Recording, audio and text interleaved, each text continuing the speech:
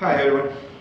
പുറത്തു പോയി പഠിക്കാൻ താല്പര്യമുള്ള സ്റ്റുഡൻസ് ആണ് നിങ്ങൾ, അല്ലെങ്കിൽ പുറത്തു പോയി പഠിക്കാൻ താല്പര്യമുള്ള സ്റ്റുഡൻസിൻ്റെ പേരൻസ് ആയിരിക്കാം ഇത് കൂടുതലും കാണുക. അതുകൊണ്ട് തന്നെ നമ്മൾ അവിടെ ചെന്ന് അവിടെ സക്സസ്ഫുൾ ആയിട്ട് വിസ അടിച്ച് അവിടെ ചെന്നതിന് ശേഷം നമ്മൾ ചെയ്യേണ്ട കുറച്ച് ബേസിക് ആയിട്ടുള്ള കാര്യങ്ങൾ, അല്ലെങ്കിൽ നമ്മളവിടെ ചെയ്യേണ്ടതായ കാര്യങ്ങൾ, അറിഞ്ഞിരിക്കേണ്ട കുറച്ച് കാര്യങ്ങളെ കുറിച്ചാണ് ഈ video. Welcome to another video. എൻ്റെ പേര് മിഥുൻ. ബേസിക്കലി അവിടെ ചെന്നിട്ട് നമ്മൾ ആദ്യം പഠിക്കേണ്ട ഒരു കാര്യം, നമ്മളുടേതായ കുറച്ച് മാനേഴ്സ് സിസ്റ്റം നമ്മൾ മെയിൻറ്റെയിൻ ചെയ്യേണ്ടതുണ്ട്. അതിൽ തന്നെ നമ്മളുടെ കൾച്ചർ നമ്മൾ വളരെ കുറച്ച് ഫോളോ ചെയ്യുന്ന ഒരു കാര്യമാണ് നമ്മൾ say sorry, say thank you, അല്ലെങ്കിൽ താങ്ക് യു ഇപ്പം എല്ലാവരും പറയുന്നുണ്ട്. എന്നാലും മിസ്റ്റേക്ക് ജസ്റ്റ് നമ്മൾ ഒരു വഴിക്ക് പോകുമ്പോൾ ഒരാളുടെ കൈയായിട്ട് വെറുതെ തട്ടിയാൽ പോലും നമ്മളൊരു സോറി പറയുക എന്നുള്ള, നമ്മുടെ നാട്ടിൽ ചിലപ്പോൾ നമുക്ക് ഒരാളുടെ കൈ നമ്മുടെ കയ്യിൽ തട്ടി നമ്മൾ അത്ര വലിയ പ്രശ്നമാക്കില്ല, നമ്മളൊന്ന് ചിരിച്ചിട്ട് അങ്ങ് പോകും. പക്ഷെ അവരുടെ ഈ പുറം രാജ്യങ്ങളിൽ ഒരു കൾച്ചർ എന്താണെന്ന് വെച്ച് കഴിഞ്ഞാൽ നമ്മൾ അവരോട് ഒരു സോറി പറയുക എന്നുള്ളതാണ്. അപ്പം ഇത് എപ്പോഴും ഓർമ്മയിലിരിക്കുക. അതുപോലെ സേ പ്ലീസ്, അതേപോലെ ഹായ്, അവരെ കാണുമ്പോൾ ഒന്ന് വിഷ് ചെയ്യുക, hi how are you, good morning, good afternoon പറയുക. സെയിം അവരോട് തിരിച്ചു ചോദിക്കുക, അവർ ചോദിക്കും ഹൗ ആർ യു, നമ്മളും തിരിച്ച് പറയുക ഹൗ ആർ യു. ഇത് നമ്മളുടെ പേഴ്സണാലിറ്റീനെയാണ് ഇത് കാണിക്കുന്നത്. രണ്ടാമത്തെ കാര്യം, ഈറ്റിംഗ് ഹാബിറ്റ്സ്. നമ്മൾ പൊതുവെ ആസ് സൗത്ത് ഇന്ത്യൻസ് പർട്ടിക്കുലർലി നമ്മൾ കൈകൊണ്ട് ഭക്ഷണം കഴിച്ചായിട്ടാണ് നമുക്ക് ശീലം. അതിപ്പോൾ എന്ത് ഭക്ഷണമായാലും നമ്മൾ കൈകൊണ്ട് തന്നെയാണ് കഴിച്ച് ശീലിച്ചിട്ടുള്ളത്. നമ്മൾ നന്നായിട്ട് കൈ കഴുകി വാഷ് ചെയ്ത് സോപ്പൊക്കെ ഇട്ട് കഴുകിയിട്ടാണ് നമ്മൾ ഭക്ഷണം കഴിക്കുന്നത്, ശരിയാണ്. പക്ഷേ നമ്മൾ അവിടെ ചെല്ലുമ്പോൾ അത് അവരുടെ നാടാണ്. അപ്പോൾ അവരുടെ നാട്ടിൽ അവർ ഫുഡ് ഹാബിറ്റ്സിന് അവർ കുറേ ശീലങ്ങളുണ്ട്. അത് നമ്മൾ എപ്പോഴും പബ്ലിക്കിൽ പോയി കഴിക്കുമ്പോൾ നമ്മൾ അവിടെ നമ്മുടെ വീട്ടിലാണ്, അല്ലെങ്കിൽ നമ്മളെ മലയാളി ഫ്രണ്ട്സിൻ്റെ ഇടയിൽ, ഇന്ത്യക്കാർ ഫ്രണ്ട്സിൻ്റെ ഇടയിലാണ് നമ്മൾ കൈകൊണ്ട് കഴിച്ചു, പ്രശ്നമില്ല. പക്ഷേ നമ്മൾ ഒരു കോമൺ ആയിട്ടുള്ള ഒരു ഈറ്റിംഗ് പ്ലേസിൽ, നമ്മളൊരു റെസ്റ്റോറൻറ്റിലൊക്കെ ചെല്ലുമ്പോൾ മാക്സിമം സ്പൂണോ ഫോർക്കോ എടുത്ത് കഴിക്കാൻ ശ്രമിക്കുക. അതിനുള്ള പ്രാക്ടീസ് ചെയ്ത് നോക്കുക. There is nothing wrong. അതിലൊരു മോശം നിങ്ങൾ വിചാരിക്കേണ്ട ആവശ്യമില്ല. നമുക്ക് എന്ന് വെച്ച് ഇപ്പം നമ്മളൊരു സ്ഥലത്ത് പോയി പിസ്സ ഓർഡർ ചെയ്തു, പിസ്സ ഫോർക്കും നൈഫും വെച്ച് കഴിക്കണം എന്നല്ല പറഞ്ഞത്. അവിടെ അവർ തന്നെ പാറ്റേൺ ഫോളോ ചെയ്ത് പോയാൽ മതി. പക്ഷേ നമ്മളെ ഇന്ത്യൻ ഫുഡ്സ് ഒക്കെ കഴിക്കുമ്പോൾ പൊതുവെ ഒരു സ്പൂൺ നമ്മളിപ്പോൾ ടിഫിൻ കൊണ്ടുപോകുന്നുണ്ടായിരിക്കും കഴിക്കാനായിട്ട്. ഫുഡ് നമ്മൾ പാക്ക് ചെയ്ത് കൊണ്ടുപോകണം. നമ്മളിപ്പോൾ ചെയ്യുന്ന വർക്ക് സ്പേസിലായിരിക്കാം. നമ്മളൊരു സ്പൂൺ വെച്ച് കഴിക്കാൻ മാക്സിമം ശ്രമിക്കുക.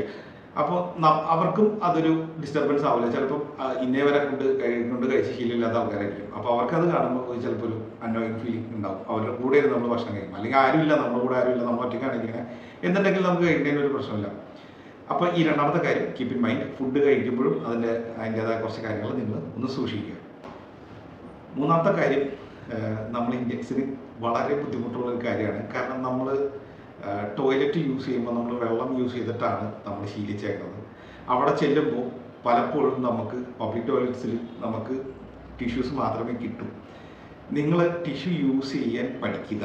അത് പഠിച്ചേ ആകുള്ളൂ. കാരണം അല്ലെങ്കിൽ നിങ്ങൾ തന്നെയാണ് സ്ട്രഗിൾ ചെയ്യാൻ പോണത്. അത് മാത്രമല്ല, നിങ്ങൾ യൂസ് ചെയ്യുന്ന ലാട്രിൻ നിങ്ങൾ ആകെ മെനകേടാക്കും. അത് അവിടെ ക്ലീൻ ചെയ്യാൻ വേണ്ടി വന്നവർക്ക്, അല്ലെങ്കിൽ സ്ഥിരം നിങ്ങൾ പോകുന്ന ഒരു സ്ഥലമൊക്കെ ആണെങ്കിൽ അത് നിങ്ങൾക്ക് വളരെ ഒരു ബാഡ് ഇംപ്രഷൻ ആവും. അതുകൊണ്ട് തന്നെ നമ്മൾ പുതിയൊരു സിസ്റ്റത്തിലോട്ട് പോവുമല്ലേ. അപ്പോൾ നമ്മൾ ആ ഒരു കൺട്രിയിലോട്ട് പോവുകയാണ്. അപ്പോൾ അവിടെ ഒരു പുതിയ സിസ്റ്റമാണ്. അപ്പോൾ ആ സിസ്റ്റത്തിലോട്ട് അഡാപ്റ്റ് ചെയ്യാൻ നോക്കുക. കാരണം ചെയ്യുക ഈ ഒരു കാര്യം. കാരണം ഇച്ചിരി ബുദ്ധിമുട്ടായിരിക്കും, പക്ഷെ ഇത് നിങ്ങൾക്ക് ഭാവിയിൽ അത് ബെനിഫിറ്റ് ചെയ്യും. ഓക്കെ, നമുക്കിനി നാലാമത്തെ കാര്യം നോക്കാം. Cooking food. നമ്മൾ ഒബ്വിയസ്ലി ഇന്ത്യക്കാരാണ്. നമുക്ക് ഇന്ത്യൻ ഫുഡ്സാണ്. സ്പൈസി ഫുഡായിരിക്കും, സ്മെല്ലുള്ള ഫുഡായിരിക്കും. എന്നാലും നമ്മൾ കുക്ക് ചെയ്യുമ്പോൾ നമ്മളുടെ ഒരുപാട് കുക്ക് ചെയ്ത് ഈ ഫുഡ് ഒരുപാട് ഡ്രൈ ആക്കി ഇതിൻ്റെ മസാല, അല്ലെങ്കിൽ ഡ്രൈ മസാലയുടെ സ്മെല്ലൊക്കെ നമ്മളൊക്കെ അത്യാവശ്യം നല്ല സ്മെല്ലുള്ള ഫിഷൊക്കെ ആയിരിക്കും നമ്മൾ മേടിച്ച്, അല്ലെങ്കിൽ നോൺ വെജൊക്കെ വെച്ചിട്ട് നമ്മൾ അത്യാവശ്യം നല്ല മസാലയൊക്കെ ഇട്ട് വയ്ക്കുമ്പോൾ, പ്രത്യേകിച്ച് അവിടെ തണുപ്പൊക്കെ ആകുമ്പോൾ ഇച്ചിരി എരിവ് ഉള്ള ഫുഡൊക്കെ കഴിക്കുമ്പോൾ നമുക്കൊരു താല്പര്യമാണ്. പക്ഷെ നിങ്ങൾ ശ്രദ്ധിക്കേണ്ട വേറൊരു കാര്യം, ഈ തണുപ്പത്താണ് ഇത്തരം ഫുഡിൻ്റെയൊക്കെ മണം കൂടുതൽ സ്പ്രെഡ് ആവുക.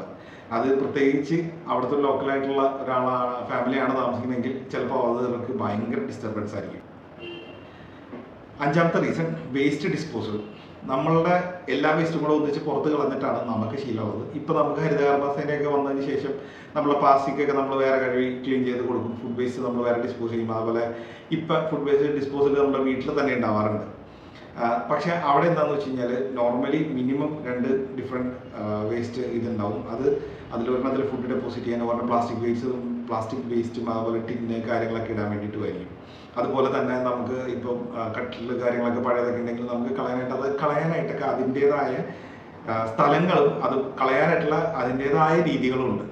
അപ്പോൾ ഈ ഒരു കാര്യം നിങ്ങൾ എപ്പോഴും ശ്രദ്ധിക്കുക. അവിടെ ചെല്ലുന്ന സമയത്ത് നിങ്ങൾ ഫുഡ് കഴിച്ച് കഴിയുമ്പോൾ ഫുഡ് വേസ്റ്റ് വേറെ കളയാൻ പാകത്തിന് റെഡിയാക്കി വെക്കുക. അതുപോലെ അതിൻ്റെ കണ്ടെയ്നേഴ്സ് അല്ലെങ്കിൽ പ്ലാസ്റ്റിക് കണ്ടെയ്നേഴ്സ് കാര്യങ്ങളൊക്കെ എടുത്ത് വെക്കാനായിട്ട് വേറെ വെക്കുക. കാരണം ഇവർ കളക്ട് ചെയ്യാൻ വേണ്ടി വരുമ്പോൾ അവർക്ക് പിന്നീട് അതൊരു ബുദ്ധിമുട്ടാവരുത്. നമ്മൾ അത് ഒന്നിച്ച് മിക്സ് ചെയ്ത് വെച്ചു, കാരണം പ്ലാസ്റ്റിക്കിൻ്റെ കൂടെ ഫുഡ് വേസ്റ്റ് കൂടെ മിക്സ് ചെയ്ത് ഈ സംഭവം അത് എടുത്തുകൊണ്ട് പോകുന്ന അവർക്കും ഒരു ബുദ്ധിമുട്ടാണ്. അപ്പോൾ അതുകൊണ്ട് നമ്മൾ ഈ വേസ്റ്റ് എങ്ങനെ ഡിസ്പോസ് ചെയ്യാമെന്നും അതിൻ്റെ രീതികൾ എന്താണെന്നും അവിടെ ചെന്ന് ഇമ്മീഡിയറ്റ് ആയിട്ട് പഠിക്കണം. അതിൻ്റെ രീതിക്ക് വേണം ചെയ്യാൻ വേണ്ടിയിട്ട്. പ്രത്യേകിച്ച് ആറാമത്തെ പോയിന്റ് ഡ്രൈവിംഗ് ഹാബിറ്റ്സ് ആണ്. നമ്മൾ ഇവിടുന്ന് അവിടെ ചെന്നു, നമുക്ക് പലപ്പോഴും പാർട്ട് ടൈം ഒക്കെ ചിലപ്പോൾ നമുക്ക് കുറേ ദൂരെയുള്ള സ്ഥലത്തായിരിക്കും കിട്ടുക, അല്ലെങ്കിൽ അതിനുശേഷം നമുക്ക് ജോലിയൊക്കെ ചിലപ്പോൾ താമസിക്കുന്ന സ്ഥലത്തുനിന്ന് കുറേ ദൂരെയായിരിക്കും കിട്ടുക. അപ്പോൾ അതുകൊണ്ട് തന്നെ നമുക്ക് അവിടുത്തെ ലോക്കൽ ട്രാൻസ്പോർട്ട് ഡിപ്പെൻഡ് ചെയ്യേണ്ട ആവശ്യം വരും. എല്ലായ്പ്പോഴും പബ്ലിക് ട്രാൻസ്പോർട്ടിനെ ഡിപ്പെൻഡ് ചെയ്ത് നമുക്ക് ജോലിക്കും അല്ലെങ്കിൽ ക്ലാസ്സിനും പോകല് നടക്കില്ല. അതുകൊണ്ട് തന്നെ ചെന്ന് അധികം താമസിക്കാതെ ഒരു വണ്ടി എടുക്കാനുള്ള സാധ്യത എല്ലാവർക്കും ഉള്ളതാണ്. നമ്മൾ ഇന്ത്യൻ ലൈസൻസ് മിക്കവാറും ഇന്റർനാഷണൽ ലൈസൻസ് ആക്കി കൺവേർട്ട് ആയിട്ടാണ് പല സ്റ്റുഡൻസും ഒന്ന് പോകണം ഞാൻ കാണാറ്. അപ്പോൾ അതുകൊണ്ട് തന്നെ അവർക്ക് അവിടെയുള്ള ലോക്കൽ നിയമങ്ങളും കാര്യങ്ങളും നിങ്ങൾക്ക് അറിയില്ല. ഇതേ നിയമങ്ങൾ നമ്മുടെ നാട്ടിലുണ്ട്, പക്ഷെ നമ്മുടെ നാട്ടിൽ ഇത് ആരും പാലിക്കാറില്ല എന്നുള്ളതാണ്. ട്രാക്ക് മെയിൻറ്റെയിൻ ചെയ്യുക, അതുപോലെ തന്നെ നമ്മൾ എവിടെ വണ്ടി സ്ലോ ആക്കി പോകണം, അല്ലെങ്കിൽ എവിടെ വണ്ടി പാർക്ക് ചെയ്യാൻ പാടില്ല, ഇങ്ങനെയുള്ള എല്ലാ മാർക്കിങ്സ് എല്ലാം റോഡിൽ നമ്മുടെ നാട്ടിലുണ്ട്. പക്ഷേ ഇതാരും പാലിക്കാറില്ല, ഇതാരും ശ്രദ്ധിക്കാറില്ല എന്നുള്ളതാണ്. പക്ഷേ ആ രാജ്യങ്ങളിൽ ഇത് വളരെ സ്ട്രിക്റ്റ് ആയിട്ട് എല്ലാം മെയിൻറ്റെയിൻ ചെയ്യുന്നതാണ്. പ്രത്യേകിച്ച് നമ്മുടെ നാട്ടിലെ ഹോണടി. ഈ ഹോണടി എന്ന് പറയുന്നത് നമ്മുടെ നാട്ടിൽ ഒരു പ്രശ്നമേ അല്ല. നമ്മുടെ പുറകിൽ ഒരാൾ ഹോണടിച്ചാൽ നമ്മളത് വലിയ മൈൻഡ് ചെയ്യില്ല.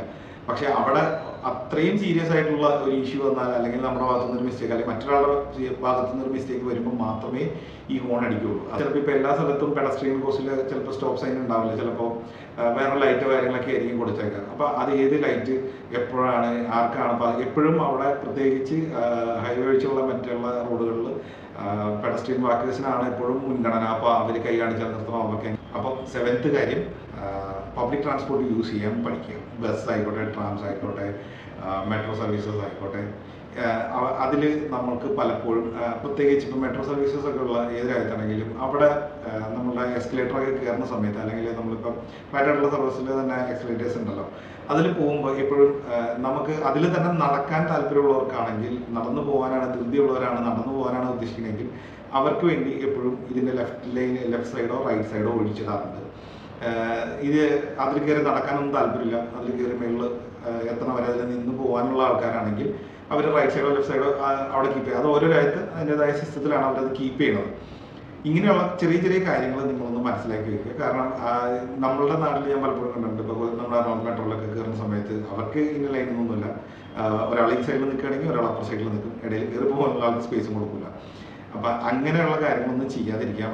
8th പോയിന്റ്, ക്യൂ മെയിൻറ്റെയിൻ ചെയ്യാൻ പഠിക്കുക. നമ്മൾ എന്ത് ആവശ്യത്തിന് പോയാലും നമ്മളൊരു ക്യൂവിൽ നിൽക്കേണ്ടി വരും. അവിടെ പലപ്പോഴും ചിലപ്പോൾ കൂടുതൽ സമയം നിൽക്കേണ്ടി വരും. ഇനിയിപ്പോൾ ഒരു ബസ് കയറാൻ വേണ്ടി നിൽക്കുകയാണെങ്കിൽ നമ്മൾ ഒരു ക്യൂവിൽ നിന്നിട്ടാണ് കയറുക. നമ്മുടെ ഇവിടെ ബസ് പറഞ്ഞ പോലെ ഒരു ഡോറിൻ്റെ ഫ്രണ്ടിൽ 4 സൈഡിൽ നിന്ന് ആൾക്കാർ ഇടിച്ച് കുത്തി കയറാറില്ല. അവിടെ അവരൊരു ലൈനിൽ നിൽക്കും. നിങ്ങൾക്ക് ചിലപ്പോൾ കയറുമ്പോൾ സീറ്റ് കിട്ടുമായിരിക്കും, ചിലപ്പോൾ സീറ്റ് കിട്ടില്ലായിരിക്കും, നെവർ മൈൻഡ്. പക്ഷേ നിങ്ങൾക്ക് ആ ഒരു സിസ്റ്റമായിട്ട് യൂസ് ടു പോകും. പ്ലീസ്, പ്രത്യേകിച്ച് പ്രായമുള്ള ആൾക്കാരുണ്ടാവും, അവരെ പരിഗണിക്കുക. അതുപോലെ കുട്ടികളായിട്ടുള്ളവരുണ്ടാവും, അവർക്കൊക്കെ സ്പേസ് കൊടുത്തതിന് ശേഷം കയറുക. അങ്ങനെയൊക്കെ ചെയ്യുന്നത് കൊണ്ട് നിങ്ങൾ വലുതാവുകയുടെ. 9th point, cultural hate speech. നമ്മൾ വേറൊരു കൾച്ചറിൽ നിന്ന് വന്നേക്കുന്ന ആളാണ്, അവിടെ വേറൊരു കൾച്ചറാണ് നടക്കുന്നത്, അല്ലെങ്കിൽ വേറെ പല കൾച്ചറിൽ നിന്നും വന്ന ആൾക്കാരെ നമുക്ക് അവിടെ കാണാൻ പറ്റും. നമ്മൾ ഒരു പക്ഷെ ചിന്തിച്ചിട്ടില്ലാത്ത, നമ്മൾ കേട്ടിട്ടില്ലാത്ത, നമ്മൾ എക്സ്പീരിയൻസ് ചെയ്തിട്ടില്ലാത്ത പല കാര്യങ്ങളും അവരുടെ കൾച്ചറിലുണ്ടാവും. ചിലപ്പോൾ നമുക്കത് ചിന്തിക്കാൻ പോലും പറ്റില്ലാത്ത കാര്യങ്ങളായിരിക്കും. അതിനെക്കുറിച്ചൊക്കെ ഓപ്പണായിട്ട് പറഞ്ഞ് അവരെ കളിയാക്കാനോ അല്ലെങ്കിൽ അങ്ങനെയുള്ള ഡിസ്കഷനൊക്കെ മാക്സിമം ഒഴിവാക്കുക. അവരെന്തെങ്കിലും ഒരു ഇതുണ്ടെങ്കിൽ അത് കേട്ടേക്കുക, എന്നിട്ട് അതവിടെ വെച്ച് ഒഴിവാക്കുക. കാരണം അതിന് നിങ്ങൾക്ക് ആർഗ്യൂ ചെയ്ത് കളിയാക്കി നിങ്ങൾക്ക് അതിൽ പ്രത്യേകിച്ചൊന്നും ഗെയിൻ ചെയ്യാൻ പോയില്ല. അതുപോലെ തന്നെ അവിടുത്തെ മറ്റൊരു കാര്യമാണ് ബുക്കിംഗ് ചെയ്യുക. നമ്മളൊരു സ്ഥലത്ത് പോകുമ്പോൾ നമുക്ക് ഒരു അപ്പോയിൻമെൻറ്റ് എടുക്കുക, അല്ലെങ്കിൽ അവിടെ ഒരു ഡോക്ടറിനെ കാണാൻ പോകണമെങ്കിൽ ബുക്കിംഗ് എടുക്കുക, അല്ലെങ്കിൽ അത് അവരെ വിളിച്ച് ചെക്ക് ചെയ്ത് നോക്കിയിട്ട് പോവുക. അതുപോലെ തന്നെ ഇൻ കേസ് നമുക്ക് ആ സമയത്ത് പോകാൻ പറ്റില്ല എന്നുണ്ടെങ്കിൽ അവരെ വിളിച്ച് ഇൻഫോം ചെയ്യുക. ഈ 2 കാര്യങ്ങൾ നിങ്ങൾ മസ്റ്റായിട്ട് അവിടെ ചെന്ന് ശീലിക്കേണ്ട ഒരു കാര്യമാണ്. നമ്മളുടെ നാട്ടിൽ പലപ്പോഴും അങ്ങനെ ബുക്കിംഗ് ഒന്നും ചെയ്യാറില്ല. എല്ലാവരും ഇപ്പോൾ ഹോസ്പിറ്റലിലോ എന്ത് കാര്യത്തിന് പോയാലും വെറുതെ കയറി പോയി അവിടെ പോയി ടിക്കറ്റ് എടുത്തിട്ടാണ് ചെയ്യുക. അതിപ്പോൾ ചിലപ്പോൾ ബുക്കിംഗ് ചെയ്താലും ചിലപ്പോൾ ക്യാൻസലേഷൻ വിളിച്ച് പറയാറില്ല. 3ാമത്തെ കാര്യം എന്ന് പറഞ്ഞു കഴിഞ്ഞാൽ അത് നമ്മളുടെ കൾച്ചറിലുള്ള മറ്റൊരു കാര്യമാണ്, ജെസ്റ്റേഴ്സ്. പലപ്പോഴും ഇപ്പോൾ ഫോർ എക്സാമ്പിൾ നമ്മൾ എസ് എന്നുള്ളത് ഇങ്ങനെയാണ് പറയുക, നോ എന്നുള്ളത് ഇങ്ങനെ പറയാം. There is A global pattern for this. ഇപ്പം നമ്മൾ ഗ്ലോബലി എസ് എന്ന് പറയുന്നത് ഇങ്ങനെയും ഗ്ലോബലി നോ എന്ന് പറയുന്നത് ഇങ്ങനെയാണ്.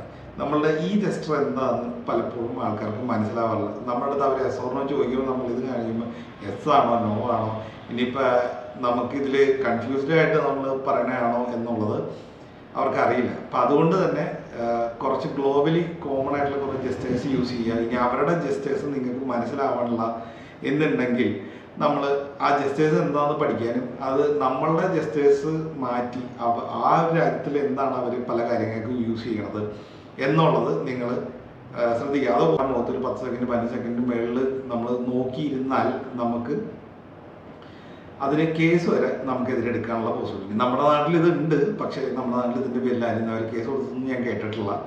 പക്ഷേ അവിടുത്തെ രാജ്യത്ത് ആ രാജ്യങ്ങളിൽ ഇത് വളരെ സീരിയസ് ആയിട്ട് എടുക്കും. അവർ ചിലപ്പോൾ കേസിന് വരെ പോകാനുള്ള സാധ്യതയുണ്ട്, പ്രത്യേകിച്ച് ഗേൾസ്. അപ്പം അതുകൊണ്ട് തന്നെ അങ്ങനെയുള്ള സ്റ്റെയറിങ് കാര്യങ്ങൾ ഒക്കെ ഒഴിവാക്കുക. ആൾക്കാരോടൊക്കെ ചിരിച്ച് സംസാരിക്കാനുള്ള കാര്യങ്ങൾ ചെയ്യാം. അതുപോലെ തന്നെ അവിടുത്തെ ജസ്റ്റേഴ്സ് എന്താണോ ആൾക്കാരുടെ അത് കണ്ട് മനസ്സിലാക്കുക. എന്നിട്ട് രണ്ടാമത്തെ ഒരു കാര്യം എന്താണെന്ന് വെച്ച് കഴിഞ്ഞാൽ നമ്മൾ പുറത്തിടുന്ന ക്ലോത്തിങ്സ്, പ്രത്യേകിച്ച് ജാക്കറ്റ്സ്, നമ്മളെപ്പോഴും അതിനൊരു ഡെഡിക്കേറ്റഡ് ആയിട്ടുള്ള സ്ഥലം വെച്ചേക്കുക. കാരണം നമ്മൾ പലപ്പോഴും ഞാൻ ശ്രദ്ധിച്ചേക്കുന്ന ഒരു കാര്യമാണ്, ആൾക്കാർ പുറത്ത് പോയിട്ട് വന്നിട്ട് ഇവർ ചിലപ്പോൾ കിച്ചൻ്റെ ഡോറിലും അല്ലെങ്കിൽ കിച്ചണിൻ്റെ സ്ഥലത്തൊക്കെ ആയിരിക്കും ഇവർ ഈ ജാക്കറ്റും കാര്യങ്ങളും മറ്റേ ഗ്ലൗസ് കാര്യങ്ങളെല്ലാം കൊണ്ടുവന്ന് വെക്കുന്നത്. ഇതിലെന്താ ഒരു പ്രശ്നം എന്താണെന്ന് വെച്ച് കഴിഞ്ഞാൽ നമുക്ക് നമ്മളുടെ ഫുഡിൻ്റെയും അല്ലെങ്കിൽ നമ്മുടെ ഇതിൻ്റെയും സ്മെല്ല് കിട്ടില്ല. പക്ഷേ ഈ ജാക്കറ്റ്സും കാര്യങ്ങളെല്ലാം ഈ നമ്മളുടെ സ്കാർഫ് കാര്യങ്ങളെല്ലാം ഇതിൻ്റെ സ്മെല്ല് പെട്ടെന്ന് പിടിക്കും. നമ്മളിത് പുറത്തിറങ്ങുമ്പോൾ അറിയില്ലെങ്കിൽ പോലും നമ്മളുടെ അടുത്ത് ട്രാവൽ ഇരിക്കുന്ന ആൾക്കാർക്ക് ചിലപ്പോൾ ഇതിൻ്റെ സ്മെല്ല് കിട്ടും. അത് ഭയങ്കര ഓക്വേർഡായിരിക്കും. അതുപോലെ തന്നെ പൊതുവേ ചിലപ്പോൾ ചെറിയ രീതിയിലുള്ള മഴയും കാര്യങ്ങളൊക്കെ ഉള്ള സ്ഥലമായിരിക്കും. അപ്പം നിങ്ങളുടെ ഷൂസ് കാര്യങ്ങളൊക്കെ എപ്പോഴും ഇപ്പോൾ റൂം ഹീറ്ററിൻ്റെ അടുത്തോ അവിടെ എവിടെയെങ്കിലും വെച്ച് ഷൂസൊക്കെ ഒന്ന് ഉണക്കി അതിൻ്റെ സ്മെല്ല് പോയി എന്ന് ഉറപ്പ് വരുത്തിയിട്ട് കൊണ്ടുപോകുക. ചിലപ്പോൾ എല്ലാം തണുപ്പാണ്, അതുകൊണ്ട് തന്നെ ഇപ്പോൾ ഡ്രസ്സ് ഇപ്പോൾ അലക്കിയില്ലേ നെക്സ്റ്റ് ഡേ നമ്മൾ പുതിയൊരു ഡ്രസ്സ് ഇടുന്നതിന് പകരം ചിലപ്പോൾ തലേദിവസം ഇട്ട ഇത് തന്നെയായിരിക്കും ചിലപ്പോൾ ഇട്ടിട്ട് പോകാൻ ഉദ്ദേശിക്കുന്നത്. പലപ്പോഴും പലരും ചെയ്യണത് ഞാൻ കണ്ടിട്ടുള്ളതെന്നാണ് പറഞ്ഞത്. അപ്പോൾ ആ ഒരു സമയത്ത് നിങ്ങൾ നല്ല ഡിയോഡറൻസ് യൂസ് ചെയ്യുക അല്ലെങ്കിൽ പെർഫ്യൂംസ് യൂസ് ചെയ്യുക. അപ്പം എന്താണെന്ന് വെച്ച് കഴിഞ്ഞാൽ നമ്മളുടെ ആ ഒരു സ്മെല്ല് ആൾക്കാർക്ക് അരോചകമായിട്ട് തോന്നില്ല. അപ്പം റീസൺ നമ്പർ 13, കളി കാര്യങ്ങളിൽ കൂടുതൽ ആക്ടിവിറ്റീസിലൊക്കെ പങ്കെടുക്കുമ്പോൾ അതിൻ്റെതായ ഡെഡിക്കേറ്റഡ് ആയിട്ടുള്ള സ്ഥലങ്ങൾ, അതുപോലെ പാർക്ക് കാര്യങ്ങൾ, നിങ്ങളുടെ കുറച്ച് സമയം കാര്യങ്ങൾ പാർക്ക് അങ്ങനെയുള്ള സ്ഥലങ്ങളിലൊക്കെ പോയി സ്പെൻഡ് ചെയ്യുക. ജോലിയിൽ നിന്ന് വീട് അല്ലെങ്കിൽ ഷോപ്പിംഗ് ഇത് മാത്രമല്ലാതെ കുറച്ച് സോഷ്യലൈസ് ചെയ്യാനും മറ്റുള്ള കമ്മ്യൂണിറ്റീസിനെയും കൂടെ ഇതിൻ്റെ കണക്ട് ചെയ്യാനൊക്കെ മാക്സിമം ഒന്ന് ശ്രമിക്കുക. അതുപോലെ തന്നെ 14th ഒരു കാര്യം എനിക്ക് പറയാനുള്ളത് എന്താണെന്ന് വെച്ച് കഴിഞ്ഞാൽ, നിങ്ങൾ നിങ്ങളുടേതായ പേഴ്സണൽ സ്പേസ് എപ്പോഴും ക്ലീൻ ആയിട്ട് വയ്ക്കുക. ഫോർ എക്സാമ്പിൾ നിങ്ങൾ റെസ്റ്റോറൻറ്റിൽ പോയി, ഫാസ്റ്റ് ഫുഡ് റെസ്റ്റോറൻറ്റ്സ് പ്രത്യേകിച്ചാണെങ്കിൽ, നിങ്ങളെപ്പോഴും നിങ്ങളുടെ കഴിച്ച ഫുഡ് അതിൻ്റെ പേപ്പർ കാര്യങ്ങൾ ബാക്കി എന്തെങ്കിലുമൊക്കെ ഉണ്ടെങ്കിൽ നിങ്ങളത് ക്ലീൻ ചെയ്ത് വെക്കുക.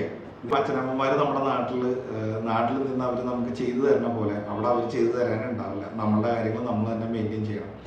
അതുകൊണ്ട് തന്നെ എപ്പോഴും ആ ഒരു ശീലം നിങ്ങൾ ഇനീഷ്യലി അവിടെ ചെല്ലുമ്പോൾ തന്നെ ഓരോ കാര്യങ്ങൾ അതിൻ്റെ ഡെഡിക്കേറ്റഡ് ആയിട്ടുള്ള സ്ഥലത്ത് വെക്കാനും കാര്യങ്ങളും എല്ലാം വെച്ച് ശീലിക്കുക. അപ്പോൾ ഭാവിയിൽ നിങ്ങൾക്ക് അത് ഗുണം ചെയ്യും. നിങ്ങളുടെ വർക്ക് പ്ലേസിലൊക്കെ ആണെങ്കിലും നിങ്ങൾ ഓരോ കാര്യങ്ങൾ കൊണ്ടുപോയി, ഇപ്പോൾ നിങ്ങളുടെ ടിഫിൻ ബോക്സ് എവിടെയെങ്കിലും കൊണ്ടുവന്ന് വെച്ചു, വാട്ടർ ബോട്ടിൽ വേറെ എവിടെയെങ്കിലും കൊണ്ടുവച്ചു, നിങ്ങളുടെ സ്നാക്സ് ബോക്സ് വേറെ കൊണ്ടുവന്ന് വെച്ചു, അങ്ങനെ നിങ്ങളുടെ പേഴ്സ് എവിടെയെങ്കിലും വെച്ചു, ഫോൺ എവിടെയെങ്കിലും വെച്ചു, അതിന് പകരം നിങ്ങൾ എല്ലാത്തിനും ലോക്കർ റൂം തന്നു, അതിനകത്ത് കറക്റ്റായിട്ട് വെക്കുക, അവിടെ എവിടെയൊക്കെ ഇടാതിരിക്കുക.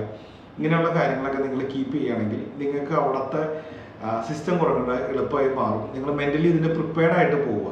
Okay, so thanks for watching. Video ഇഷ്ടപ്പെട്ടെങ്കിൽ സബ്സ്ക്രൈബ് ചെയ്യുക, ലൈക്ക് ചെയ്യുക. ഫ്യൂച്ചറായിട്ടുള്ള വീഡിയോസിൽ ഇനിയും കാണാം. അതുപോലെ സ്റ്റഡി റിലേറ്റഡ് ആയിട്ടുള്ള എൻക്വയറീസിന് നമ്മൾ കോൺടാക്ട് ചെയ്യാം. So thanks for watching.